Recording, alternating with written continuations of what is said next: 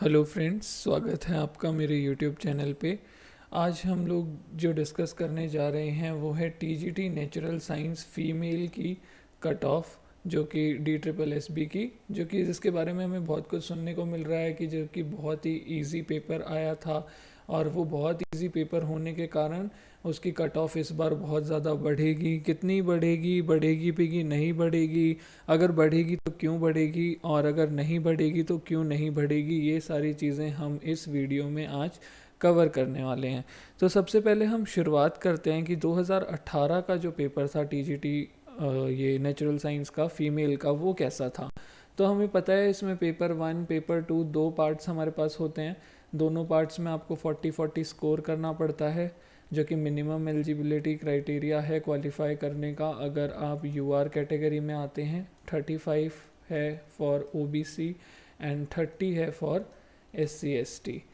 तो ये minimum qualification तो आपको लेनी ही पड़ती है, उसके बाद ही आप कहीं पे स्टैंड कर पाते हैं सिलेक्शन के लिए। तो पेपर 1 हमें पता है पिछली बार का बहुत इजी था, क्योंकि कुछ क्वेश्चंस जो थे उसमें वो बहुत ही एकदम ही इजी थे, और जो कुछ क्वेश्चंस जो थोड़े से इजी नहीं भी थे तो वो ऐसे थे कि थोड़ा बहुत दिमाग लगाया तो हो गए। पर ज़्यादा टाइम कंज्यूमिंग क्वेश्चंस हमारे पास वहाँ पे नहीं थे, टाइम हमारे पास बच रहा था। यानी अगर कोई घर से प्रिपेयर करके गया है कि 1 आवर में मुझे पेपर 1 कंप्लीट करना है और 1 आवर मुझे अपने पेपर 2 को देना है, तो 1 आवर या उससे कम में भी आप इसे कंप्लीट कर सकते थे। बस इस बार बल्कि क्वेश्चन जो थे वो थोड़े से ट्रिकी थे और थोड़े लेंदी थे पेपर 1 में, तो आप ये 1 आवर में कंप्लीट करना बहुत मुश्किल हुआ है लोगों के लिए, बट उस टाइम आप कर सकते थे। फिर इसके बाद हमारे पास आता है पेपर 2। पेपर 2 बोला जाता है उस टाइम ना ज़्यादा इजी था ना ज़्यादा हार्ड था, वो कैसा था, मॉडरेट था। तो मॉडरेट होने का मतलब है कि क्वेश्चंस बहुत इजी भी नहीं थे और बहुत डिफ़िकल्ट भी नहीं थे, ठीक थे।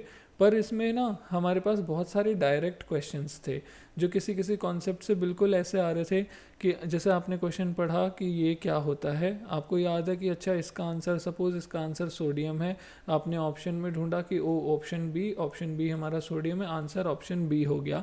आप इसमें जैसे मैथ्स में होता है ना, आपने कोई क्वेश्चन सॉल्व किया, उसका आंसर आपके पास आया और आप फिर श्योर होते हो कि हाँ ये पूरा सॉल्व करके ये आंसर आया तो इसकी एक्यूरेसी काफ़ी होगी। तो उस तरीके के क्वेश्चंस हमें वहाँ पे देखने को मिल रहे थे। अब हम आते हैं, कुछ एग्जांपल्स मैंने लिए हैं। देखिए, रीजनिंग और मैथ्स ये दो ऐसे सब्जेक्ट्स हैं कि जिसको अच्छे से आते होंगे ना उसे ये इजी ही लगेंगे, चाहे पेपर में हार्ड आए हो चाहे कुछ हो। अगर थोड़े हार्ड होंगे तो उन्हें क्या लगेगा, इजी थे पर लेंदी थे। जैसे इस बार के पेपर में आए हैं जो थोड़े उसमें क्वेश्चंस लेंदी थे। हाँ, जिन्होंने छोड़ दिया है, देखिए 13-14 मेरे हिसाब से करने लायक थे, पर ये जो बचे हुए 6-7 क्वेश्चन थे ये थोड़े से टाइम कंज्यूमिंग थे, जहाँ पे टाइम ज़्यादा लग रहा है। तो जिन्होंने ये भी लगाया है, ऐसे लोग होते हैं जिन्हें मैथ्स से और रीजनिंग से ऐसा होता है कि यार इसमें तो मैं पूरे क्वेश्चन अटेम्प्ट करूँगा, तो उन्हें इन सेक्शंस में थोड़ा सा टाइम इस बार लगा है पर पिछली बार नहीं थे। तो मैं इसलिए ये नहीं बोलूँगा कि मैथ्स रीजनिंग बहुत इजी थी या बहुत हार्ड थी, क्योंकि वो डिपेंड करता है लोगों पे। जैसे रीजनिंग और मैथ्स हार्ड लगती है, उन लोगों का क्या होता है, क्योंकि ईजी भी आई होगी तो उन्हें हार्ड ही लगेगी। तो हम इसको तो कंपेयर नहीं कर सकते, पर कंपेयर करने के लिए, पर लेंदी नहीं थे ये श्योर हूँ मैं। तो इसको कंपेयर करने के लिए हमने यहाँ कुछ हिंदी के क्वेश्चंस लिए हैं। जैसे कि यहाँ देखिए, तत्सम शब्द कौन सा है। तो हमें पता है हल्दी, हाथ और हस्ती, ये तीन तो ऐसे वर्ड्स हैं जो हम हमेशा हिंदी में यूज़, हल्दी, हाथ और हाथी, ये तीन तो ऐसे वर्ड्स हैं जो हम हमेशा यूज़ करते हैं। तो हस्ती एक इकलौता यहाँ पे संस्कृत का शब्द है, तो हस्ती इसका आंसर होना था। इनमें से कौन पुल्लिंग है, तो आप देख सकते हैं अनार। यहाँ हमें दिख रहा है इक प्रत्यय लग रहा है। यहाँ हमें पता है कि इनमें से तद्भव कौन सा है, तो ये तीनों तो पढ़ने से ही पता लग रहे हैं कि ये संस्कृत के वर्ड्स हैं और ये हमारा आंसर है। भाववाचक संज्ञा कौन सी है, लड़कपन भाववाचक संज्ञा। मतलब बहुत इजी इस तरीके के क्वेश्चन थे, एक बार पढ़ा और फिर आपको फट से पता है कि हाँ इसका आंसर ये है। ऐसा नहीं है कि दो क्वेश्चंस ऐसे दे दिए जहाँ पे आप कंफ्यूज हो जाओ कि यार इसमें ये लग रहा है कि ये लग रहा है, 50-50 करके आप कंफ्यूज हो गए हो। और फिर लास्ट में क्या होता है ना, हमें लगता है नहीं यार यही होगा तो हमने ये लगा दिया, पर हमें कई बार ये भी लगता है नहीं यार ये होगा, तो तो हम ये लगा देते हैं और वो गलत हो जाता है। तो जो इजी ऐसे क्वेश्चन होते हैं ना, जो इजी हो पर जिनके ऑप्शंस कंफ्यूजिंग हो, वो क्वेश्चंस हमारे लिए करना थोड़ा सही नहीं रहता, क्योंकि वहाँ पे सिली मिस्टेक्स बहुत ज़्यादा होती हैं। पर यहाँ आप देख सकते हो, अगर आपने थोड़ा भी पढ़ा है तो सिली मिस्टेक्स का कोई चांस ही नहीं है। तो पेपर, इसीलिए मैं बोल रहा हूँ कि लास्ट टाइम पेपर 1 जो था वो इजी था। अब हम आते हैं पेपर इस बार का जो था 2021 पे आते हैं। तो देखिए हमारे पास जो पेपर 1 है उसे हम मॉडरेट बोलेंगे, ना इजी ना हार्ड, क्योंकि अगर इजी थे भी कुछ तो उसके कुछ पार्ट्स बहुत लेंदी थे। और एक पेपर जो होता है ना, वो सिर्फ डिफ़िकल्टी लेवल के बेसिस पे ही नहीं देखा जाता, टाइम के बेसिस पे भी देखा जाता है कि प्रॉपर, क्योंकि टाइम तो आपको वही दिया है ना, 120 मिनट्स दिए हैं आपको, और उसी में आपको अपने 200 क्वेश्चन करने हैं। तो अगर क्वेश्चंस टाइम ज़्यादा ले रहे हैं तो भी आपका स्कोर कम होगा, ठीक है। फिर इसके बाद हमारे पास आते हैं पेपर 2 पे हम, जिसे इजी बताया जा रहा है पर हम इजी टू मॉडरेट कह सकते हैं, क्योंकि इजी क्वेश्चंस जो थे वो बहुत कंफ्यूजिंग ऑप्शंस में थे। जैसे मैंने ऊपर बताया, आपको बहुत क्वेश्चंस में ऐसा लगेगा कि यार मुझे 50% लग रहा है ऑप्शन ए, 50% मुझे लग रहा है नहीं यार ऑप्शन सी ठीक होगा। पर ऑप्शन ए और सी में से कौन सा ठीक है वो हम उसके बारे में थोड़ी देर सोचते हैं। फिर एग्ज़ाम का प्रेशर भी है, हमें लग रहा है नहीं यार इतने अटेम्प्ट भी करने हैं, क्या पता यही क्वेश्चन हो जो मुझे आता हो, तो और इसका आंसर सही हो, मैं इसे फालतू में छोड़ दूं। हमने ए लगा दिया सपोज़, तो यहाँ पे ना फिर सही होने के चांस भी 50-50 हो जाते हैं। आपने तो खुश होकर लगा दिया है, पर ये 50% सही भी हो सकता है और ये गलत भी हो सकता है। और ये इस तरीके के जो क्वेश्चंस होते हैं, है ना, तो DSSB जो है वो हमें क्या नहीं देता है, हमें रिस्पॉन्स शीट तो देता ही नहीं है, तो हमें अपने रिस्पॉन्स याद नहीं रहते। फिर जब आंसर किया जाती है हम देखते हैं हमने ए लगाया था पर हमें याद नहीं रहता। क्यों? क्योंकि हम तो इन दोनों में बड़े स्ट्रांगली कंफ्यूज थे। और फिर ह्यूमन साइकोलॉजी है कि हमें लगेगा अगर सी इसका करेक्ट आंसर था तो हमें लगेगा हाँ सही हो गया, हमने तो सी लगाया था। ऐसे ना लोगों के 20 मार्क्स बढ़ जाते हैं जो लोग बहुत ज़्यादा अटेम्प्ट करके आते हैं। और यही रीज़न है कि बहुत, जैसे इस बार आप देख सकते हैं कि पीजीटी का जो रिज़ल्ट आया था, काफ़ी शुरू में हल्ला मचा कि 30 गलत हो गए, 40-50 मार्क्स का फ़र्क आ रहा है उनके एक्सपेक्टेड मार्क्स और रिज़ल्ट में। जबकि नॉर्मलाइजेशन पे डाल दिया कि नॉर्मलाइजेशन हुई है उसकी वजह से कट गया। पर अगर एक ही शिफ्ट में एग्ज़ाम हुआ है तो नॉर्मलाइजेशन किस बात की भाई? ये क्यों हो रहा है? क्योंकि उन्होंने अपने आंसर्स सही से याद नहीं है उन्हें कि कौन से आंसर्स हमने लगाए थे। और इस तरीके से इजी होने की वजह से इन ऑप्शंस में वो कंफ्यूज हो गए, उनने गलत पे ही लगाया था बट उन्हें फिर भी कॉन्फिडेंस रहेगा कि नहीं यार हमने तो सही लगाया था। तो ये ऐसी सिली मिस्टेक्स जो है ना, जो ऐसे पेपर होते हैं इनमें सिली मिस्टेक्स बहुत ज़्यादा होती हैं, ठीक है। और सिली मिस्टेक्स इक्विवेलेंट होती हैं हमारे किसके? नेगेटिव मार्किंग के। तो एक तो वो क्वेश्चन गलत हो गया, ऊपर से बाकी में से भी लेके डूबेगा। तो इस तरीके का रिस्क जो होता है ना वो हमेशा ऐसा होता है। कभी भी आप देख लेना, एक नॉर्मल सा कॉलेज का क्लास टेस्ट भी होता है ना, उसमें भी जब इस तरीके के क्वेश्चन दे दिए जाते हैं ना तो वहाँ पे रिजल्ट बहुत बेकार आता है, जबकि सबको लग रहा होता है कि हम अपनी तरफ से एकदम टॉप करने लगे एग्ज़ाम दे के आए हैं। इसके बाद हम देखते हैं ज़रा कि 2018 में जो कट ऑफ हमारे पास आई थी, 2018 में आप देख सकते हैं हमारी जनरल की कट ऑफ थी 103.54, ओबीसी 95.04, एससी 88.15, एसटी 70। तो हम देख सकते हैं ये कट ऑफ किस चीज़ की थी? ई डॉसियर की थी। तो हम कह सकते हैं जो फाइनल सिलेक्शन वाली कट ऑफ है ना, वो इससे 10 नंबर ले लेते हैं, मैक्सिमम 10 नंबर ज़्यादा तक निकल जाती है, ठीक है। अब हम ज़रा ये देखते हैं कि सीट्स कितनी थी। हमने कट ऑफ तो देख ली और हम इस बार भी सोच रहे हैं यार जब पिछली बार 103 गई थी, इस बार तो बढ़नी चाहिए, तो वैसे ही 113-15 तो जानी ही थी। अब पेपर भी इजी हो गया है, बहुत इजी पेपर आया था, तो कट ऑफ हमने सोच लिया है कि नहीं यार 120 प्लस ही जाएगी। बल्कि गर्ल्स के लिए तो सुनने में आ रहा है बहुत लोग 140 कर रहे हैं कि नहीं यार 120 तो मेल की जाती है, जानी चाहिए, तो 140 तो फीमेल की। कंपटीशन बहुत ज़्यादा है, सारी चीज़ें देखने को हमें मिल रही हैं। अब हम इन्हें थोड़ा क्लियर करते हैं। आप देख सकते हैं पिछली बार कितनी वैकेंसीज़ थी? खाली 194 वैकेंसीज़ थी, जिसमें जनरल के लिए सिर्फ 112 वैकेंसीज़ थी। और आप देख सकते हैं यहाँ 9,500 लोगों ने तो पेपर दिया है, और ये हमेशा 60-70% ही होता है उसके जिन्होंने पेपर भरा होता है। यानी लास्ट टाइम भी कम से कम 13 से 15 हज़ार लोगों ने तो भरा ही होगा। तो आप देख सकते हैं इतने हज़ार लोगों में से सिर्फ 122 लोग सेलेक्ट करना कितनी बड़ी बात हो जाती है। और वो भी अगर उसके बाद भी अगर आपके ये 103 मार्क्स पे हो रहा है, यानी इतना भी इजी पेपर का लेवल DSSB में नहीं होता है। ठीक है, तो आप देख सकते हैं इस बार भी लगभग इतने ही हैं, इससे थोड़े ही ज़्यादा कैंडिडेट्स बढ़े हैं। ठीक है, 1000 बढ़ गए होंगे ज़्यादा से ज़्यादा जिन्होंने पेपर दिया होगा, 1000-2000 बढ़ गए होंगे। पर आपको पता है कि भीड़ जो होती है इसमें सब लोग सिलेक्शन के लायक नहीं होते हैं। जितने लोग फॉर्म्स भरते हैं इनमें बहुत लोग ऐसे होते हैं जो क्वालिफाई एलिजिबल ही नहीं होते, कुछ लोग होते हैं जो क्वालिफाई ही नहीं कर पाते ये 40-40 वाला क्राइटेरिया, और बहुत सारी चीज़ें होती हैं। तो आपको ये देख के नहीं डरना है कितने लोगों ने फॉर्म्स भरे हैं, क्या हुआ है। आप देख सकते हैं कितने लोग शॉर्ट लिस्टेड हुए, 414, यानी 103 नंबर भी अगर हम माने सबके, इनके सबको हम UR में ही गिने तो 414 लोग मुश्किल से आए हैं जिन्होंने 103 स्कोर किया आउट ऑफ 200। ठीक है, पेपर का लेवल पेपर 1 तो कम से कम इजी था, पेपर 2 भी मेरे हिसाब से इजी ही था, मॉडरेट कह लो, फिर भी 103 मार्क्स आ रहे हैं जब, और इन 404 में से सब तो हैं भी नहीं 103 मार्क्स वाले। इसके बाद हम ज़रा नीचे आते हैं। ओके, तो increase in number of seats, इस बार कितनी सीट्स बढ़ गई हैं UR में ही देख लीजिए। 122 पहले टोटली सीट्स थी UR की, अब कितनी है 339, कितनी बढ़ गई हैं 217 सीट्स बढ़ गई हैं, यानी पिछले वाले से लगभग हम कह सकते हैं डबल हो गई, डबल से थोड़ा कम है पर सीट्स काफ़ी बढ़ गई हैं। आप देख सकते हैं पिछली बार हम देख रहे हैं हमें सिर्फ 400 लोग ऐसे मिले थे जो 103 स्कोर कर पाए थे। ठीक है, ये भी मतलब ये सब भी कंसिडर करना है हमें साथ में, और इस बार हमारे पास 339 तो सीट्स ही हैं।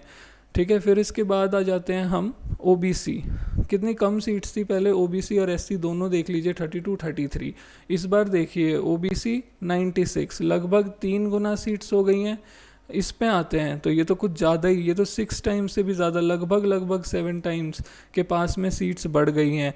तो जब यार सीट्स इतनी बढ़ रही हैं तो कट ऑफ कैसे बढ़ सकती है, कट ऑफ तो कम होनी चाहिए मेरे हिसाब से। तो भाई जितने ज़्यादा लोग आप ले रहे हो तो उतने ज़्यादा लोगों को चांस मिल रहा है, यानी कट ऑफ क्या होनी चाहिए, कट ऑफ तो घटनी चाहिए ना कि बढ़नी चाहिए। पर ठीक है, पेपर का लेवल अगर थोड़ा ईजी भी हो गया, फिर भी इतना ईजी नहीं था यार कि कोई भी जाएगा और पेपर देगा और सिलेक्शन हो जाएगा। ये जो लोग हैं ना जो बोल रहे हैं 5 डे प्रिपेयर किया हमने, सिर्फ 10 दिन पढ़ा, सिर्फ 2 दिन पढ़ा, या बिना पढ़े ही चले गए, ये भी बहुत हैं इस बार तो, कि बिना पढ़े चले गए पर हम फिर भी कंपटीशन में हैं। तो वहाँ क्या हो रहा है ना, उन लोगों ने करे हैं खूब अटेम्प्ट्स, ऐसे ही लोग ज़्यादातर ऐसे हैं जो ये 170 प्लस 180 प्लस 200 इस तरीके के अटेम्प्ट्स बता रहे हैं। मैं ये नहीं कह रहा सब लोग जो इतने बता रहे हैं वो सब झूठ बोल रहे हैं या उन्होंने गलतियां की हैं। देखो एक्सेप्शन केस हर जगह होते हैं और ब्रिलियंट स्टूडेंट्स आपको हर जगह देखने को मिलते हैं, जिन्होंने इतने 1-1 साल 2-2 साल मेहनत करी है, उन लोगों के लिए ये पेपर सच में अच्छा रहा होगा और उन्होंने अटेम्प्ट भी करे होंगे बहुत ज़्यादा, उनके स्कोर भी आ रहे होंगे 120 प्लस 130 प्लस 140 प्लस। पर ऐसे लोग ना बहुत कम होते हैं। अगर आप एक एवरेज क्लासरूम की भी बात करते हो ना जहाँ 40 बच्चे होते हैं, तो वहाँ आपको ज़्यादा से ज़्यादा 5 टॉपर मिलते हैं, 5 ही ऐसे मिलते हैं जो बिल्कुल ही एकदम नहीं अच्छा पढ़ते हैं। 10-15 बच्चे आपको ऐसे मिलेंगे बिलो एवरेज वाले, और बाकी सब कैसे मिलेंगे एवरेज वाले। ठीक है, और फिर कैसे 10-1 कैसे मिलेंगे अबव एवरेज। तो एक क्लास में भी बच्चों का डिस्ट्रीब्यूशन इस तरीके से होता है, तो यहाँ पे भी ऐसे ही डिस्ट्रीब्यूशन होगा। इस तरीके वाले बच्चे हैं जो बहुत अच्छा पेपर करके आए हैं, पर वो कम हैं, एवरेज बच्चे ज़्यादा होते हैं हमारे पास। और तो हम देख सकते हैं सीट 7 टाइम्स बढ़ गई हैं, इतना इंक्रीज़ हुआ है। ठीक है, तो आप देख रहे हो कि सीट्स इतनी बढ़ गई है तो कट ऑफ तो गिरनी ही चाहिए यहाँ पे, ना कि बढ़नी चाहिए। इसके बाद हम आते हैं ST, यहाँ तो बिल्कुल ही देख लीजिए 17 सीट्स थी और अब 146 हैं, लगभग 8 टाइम्स या 9 टाइम्स यहाँ पे सीट्स बढ़ गई हैं। तो आप देख रहे हो सीट्स हर जगह बढ़ी है। पेपर 1 का लेवल जो था वो थोड़ा सा हार्ड हो गया, तो पेपर 2 का लेवल थोड़ा सा इजी हो गया।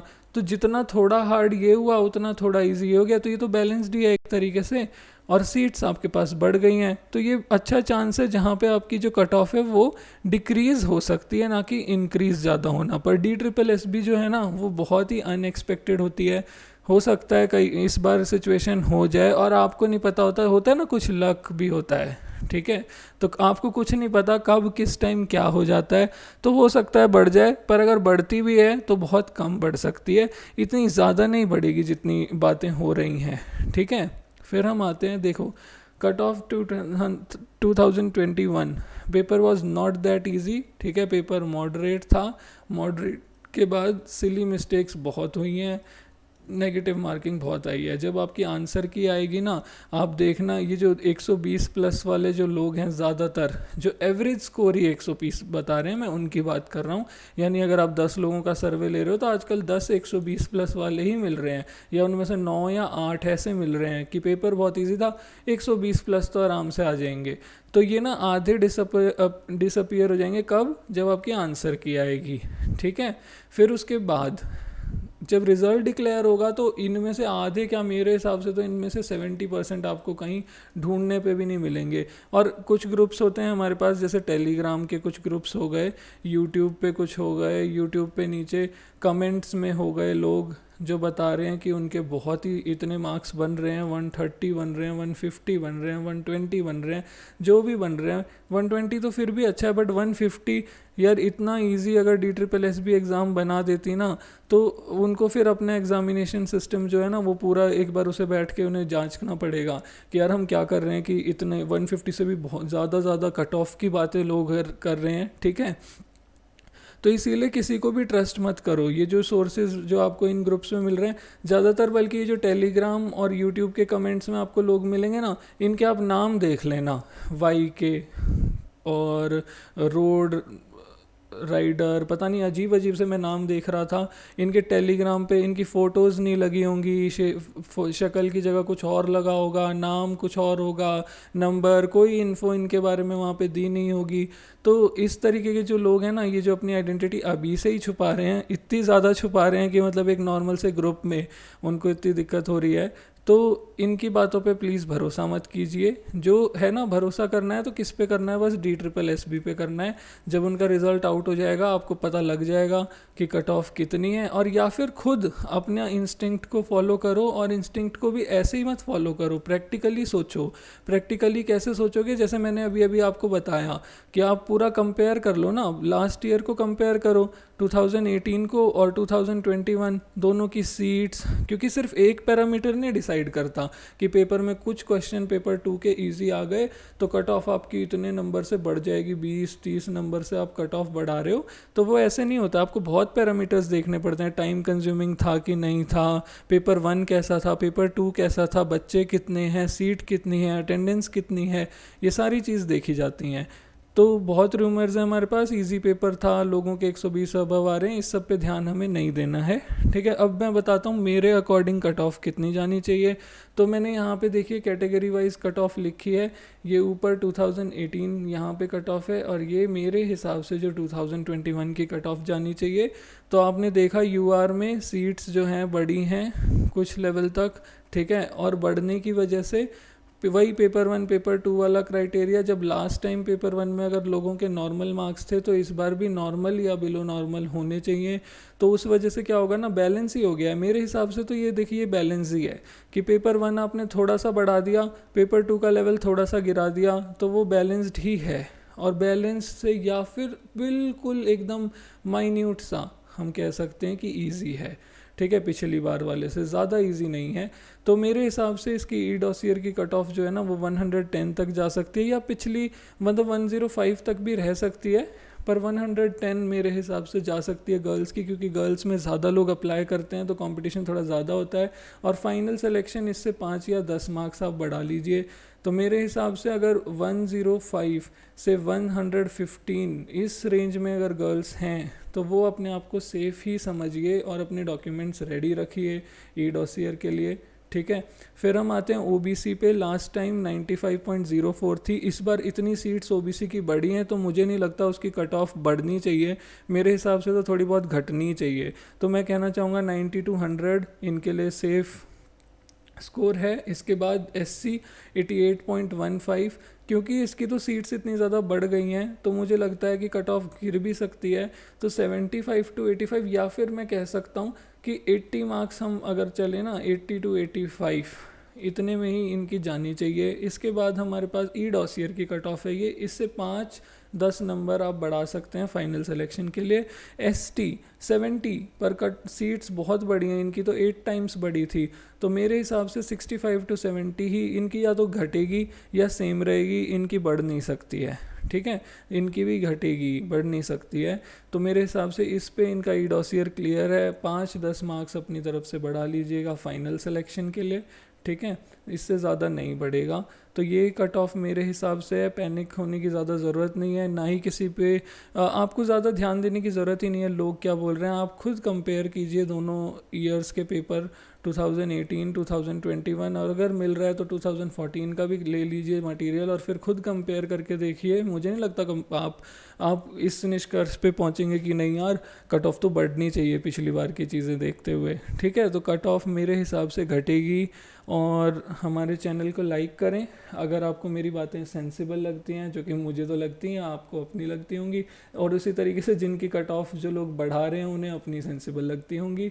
तो प्लीज़ लाइक करें और सब्सक्राइब करें हमारे चैनल को इस तरीके की और इन्फॉर्मेशन पाने के लिए। साथ ही अगर आप मैथ्स के स्टूडेंट्स हैं, जो TGT मैथ्स, बहुत सारे TGT मैथ्स एंड साइंस दोनों में ही लोगों के पास B.Ed होती है, तो अगर आप TGT मैथ्स के भी स्टूडेंट हैं तो आप हमारे चैनल को अभी सब्सक्राइब कर लें और बेल आइकन को भी दबा दें, क्योंकि हमारे यहाँ नई क्लासेस हमने अभी शुरू करी हैं मैथ्स TGT के लिए, जिसका एक चैप्टर हमने अभी स्टार्ट भी कर दिया है। और हम कोशिश करेंगे कि हम फ्री ऑफ कॉस्ट पूरा जो कंप्लीट सिलेबस है वो यहाँ पे आपको मैथ्स के लिए करा दें। इसके बाद हम लोग साइंस के लिए भी देखेंगे, पर कंप्लीट सिलेबस हम देखते हैं कि नहीं मिलता है मैथ्स के लिए हमें यूट्यूब पे या बाकी चैनल्स पे, तो हम ट्राई करेंगे और इसकी शुरुआत भी हमने कर दी है।